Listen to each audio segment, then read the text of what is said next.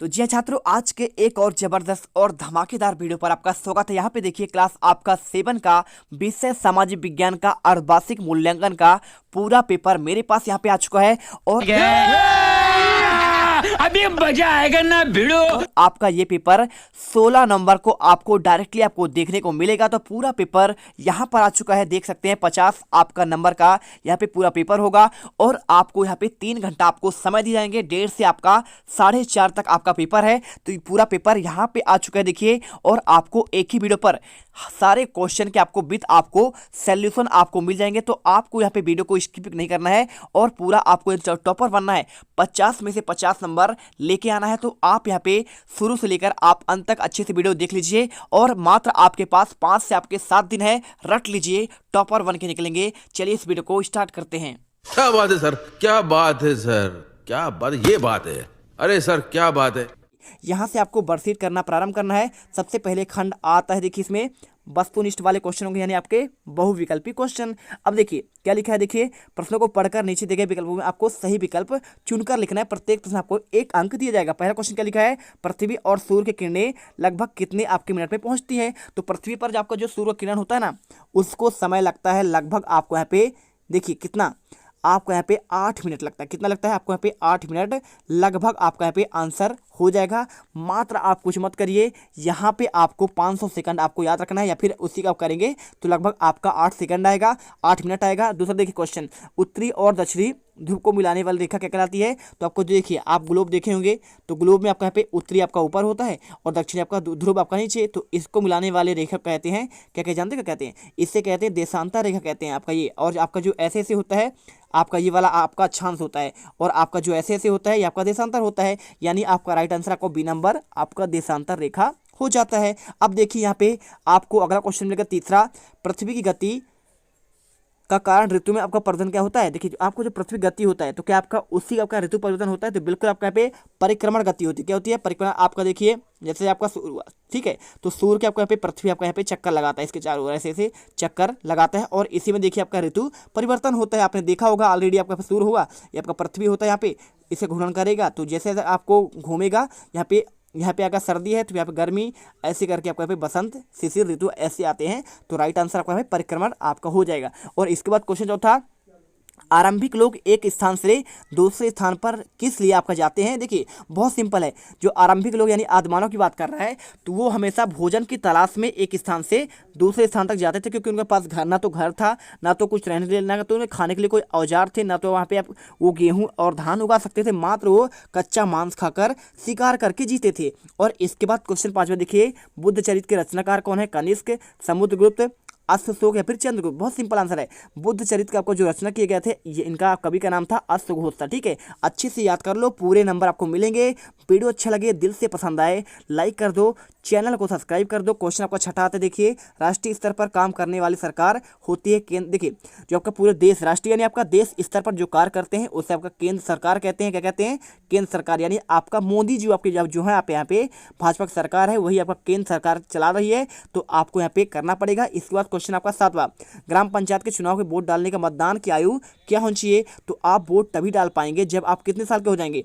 आप यहाँ पे यदि आप 18 साल हो चुके हैं तो आप यहाँ पे वोट डाल सकते हैं। आंसर कर दीजिए। क्वेश्चन 8वां, सुनामी से किस क्षेत्र में आपको अधिक नुकसान होता है। तो आपका जो सुनामी आता है ना, तो ये आपका होता है जापान साइड से। तो यहाँ पे आपका बंगाल की खाड़ी साइड सबसे ज़्यादा आपको समुद्र तटों में सबसे ज़्यादा भारी तबाही मचाता है। देखिए आपका जो आपका चक्रवात आता है वो आपका समुद्र में आता है। ठीक है, समुद्र से उठता है, तो आपको आंसर आपको समुद्र तटीय क्षेत्र कहते हैं। इसके बाद देखिए आपको यहाँ पे लघुत्तरीय क्वेश्चन आते हैं, आपके 9 से लेकर 13 तक के क्वेश्चन। तो देखिए सबसे पहले ये आपके सारे क्वेश्चन 2 नंबर के होंगे। देखिए पहला क्वेश्चन आपको यहाँ पे दिया गया है 9 नंबर, घूर्णन और परिक्रमण गति में क्या अंतर है। तो घूर्णन गति को दैनिक गति कहा जाता है ना, तो यानी आपका डेली आपका घूमता है, जिससे आपका दिन रात होता है, इससे कहते हैं घूर्णन गति। और देखिए जबकि परिक्रमण काल क्या होता है, आपका इसे वार्षिक गति कहते हैं, और इससे आपका ऋतु का परिवर्तन होता है। आप लिख सकते हैं यहाँ पे कि ऋतु परिवर्तन परिक्रमण गति कारण होता है, और घूर्णन गति कारण आपका यहाँ पे दिन और रात होते हैं। और इसके बाद बात करें यहाँ पे आपका 10वां क्वेश्चन, तो शिलालेख एक अभिलेख में क्या क्या भिन्नता होती है। तो देखिए शिलालेख केवल पत्थरों पर आपका अंकित की जाती है। कहाँ पे, शिलालेख यानी शिलाओ यानी शिला यानी पत्थर होता है, तो शिलालेख हमेशा शिलाओं के पत्थरों पर अंकित रहते हैं, जबकि अभिलेख की बात करें तो कागजों पर लिखे जाते हैं, अर्थात शिलालेख पत्थरों पर, एक अभिलेख कागजों पर आपका अंकित होता है। और क्वेश्चन 11, रेशम मार्ग क्यों आपका प्रसिद्ध है? आंसर लिखिए। रेशम मार्ग प्राचीन काल और मध्यकाल में ऐतिहासिक, व्यापारिक और सांस्कृतिक मार्गों का एक समूह था, जिसके माध्यम से एशिया, यूरोप और अफ्रीका जैसे महाद्वीप से जुड़े हुए इसका सबसे बड़ा आपका जाना माना हिस्सा उत्तरी रेशम मार्ग है, जो आपका चीन से लेकर यूरोप तक कहाँ था? रेशम मार्ग आपका चीन से लेकर पूरा यूरोप तक विस्तृत था। तो आपको यहाँ पे पूरा आंसर रेशम मार्ग के बारे में लिख दीजिए। आपका प्राचीन काल और मध्यकाल के आपको ऐतिहासिक इसका महत्व है, क्या आपका व्यापार के लिए सबसे अच्छा कहलाता था आपको यहाँ पे, इसीलिए इसे रेशम मार्ग कहते हैं। उसके बाद देखिए क्वेश्चन आपका 12वां क्या आता है, देखिए यहाँ पे देखिए क्वेश्चन आपका दिखाते हैं। देखिए क्वेश्चन आपका 12वां यहाँ पे लिखा गया है, विविधता हमारे जीवन में किस प्रकार समृद्ध करती है? तो आंसर करिए। हमारे जीवन में विविधता होने से विभिन्न तरह के आपके रंग आ जाते हैं और हमारा जीवन बहुत ही आयामी बन जाते हैं। हमें अलग अलग संस्कृति को आपका समझने पर जानने का मौका मिलता है। और इसके बाद आप यहाँ पे आंसर लिख दीजिए भाई साहब कि और विभिन्नता दृष्टिकोण से सीखने का आपको अवसर मिलता है। ये आपको यहाँ पे 2 नंबर आपको इसमें मिल जाएंगे। इसके बाद क्वेश्चन आपका 13वां आता है, आपके गाँव और शहर में स्वास्थ्य की देखभाल के लिए क्या क्या सुविधाएं हैं? आंसर लिख दीजिए कि हमारे गाँव में स्वास्थ्य की देखभाल के लिए आपको यहाँ पे अस्पताल, सामुदायिक भवन और आपका मोहल्ला क्लिनिक भी बने हुए हैं, जिससे हमें आवश्यकता पड़ने पर स्वास्थ्य संबंधी आपके सुविधाएं मिल जाती हैं। 2 नंबर आपको यहाँ पे आपको मिल जाएगा। और अच्छा लगे वीडियो को लाइक करिए। इसके बाद आपका यहाँ पे दीर्घोत्तरी क्वेश्चन आता है आपका 14-16 तक, आपके 4 नंबर वाले क्वेश्चन है। कैसे? आपके 4 नंबर वाले क्वेश्चन देखिए यहाँ पे क्वेश्चन आपका दिया गया है। देखिए सबसे पहले यहाँ पे देखिए लिखा है ना, नीचे दिए गए आपके प्रश्न का उत्तर 50 से 7 शब्दों में लिखना है और आपके इनके लिए 4 अंक आपके निर्धारित है। पहला क्वेश्चन देखिए 14 नंबर, पृथ्वी को अद्भुत ग्रह क्यों कहते हैं? तो जीवन की अनुकूल परिस्थितियां संभवतः मात्र आपको पृथ्वी पर ही पाई जाती है और पृथ्वी पर जल आपका उपलब्ध है और प्राणवायु यानी आपका हवा है ना, O2 यानी आपको ऑक्सीजन के रूप में यहाँ पे उपलब्ध है और इतना सुंदर प्राकृतिक वातावरण यही है। और पृथ्वी के आपको यहाँ पे इसीलिए आपको यहाँ पे पृथ्वी को आपका अद्भुत ग्रह कहते हैं। ठीक है, आंसर आपको पसंद आया? फटाफट वीडियो को लाइक कर दीजिए, चैनल को सब्सक्राइब कर दीजिए। जीत मिलकर आपको यहाँ पे टॉपर्स बना देगा।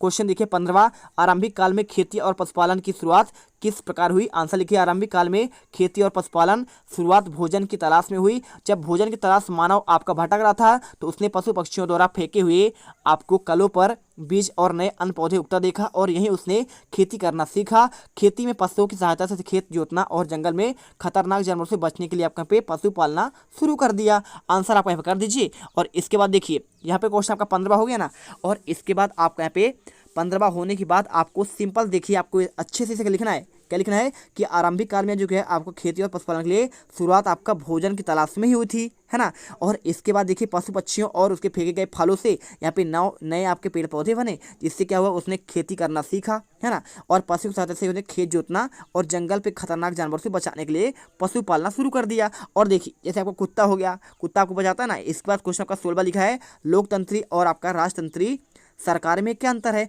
ये आंसर आपको सिंपल 4 नंबर का देखिए आपको अच्छे लिखना पड़ेगा। लोकतंत्र में शासक का चुनाव जनता करती है, जबकि राजतंत्र में सरकार का चुनाव पद आपका स्थिर होता है। लोकतंत्री सरकार में शासक के विरोध में जनता आवाज उठा सकती है, जबकि राजतंत्री सरकार में राजा के आपके खिलाफ आवाज उठाने की छूट नहीं होती है। यानी क्या होता है, लोकतंत्र में आप यहाँ पे प्रजा जैसा निर्णय करती है, आपको वैसा ही जीवन चलता है, जिसे चुनती है वही आपका राजा बनता है। जैसे आगे बात करें जो आपका वोट होता है ना, अभी आपका मोदी कब बना, कैसे बना प्रधानमंत्री? जब हमने सबने वोट दिया।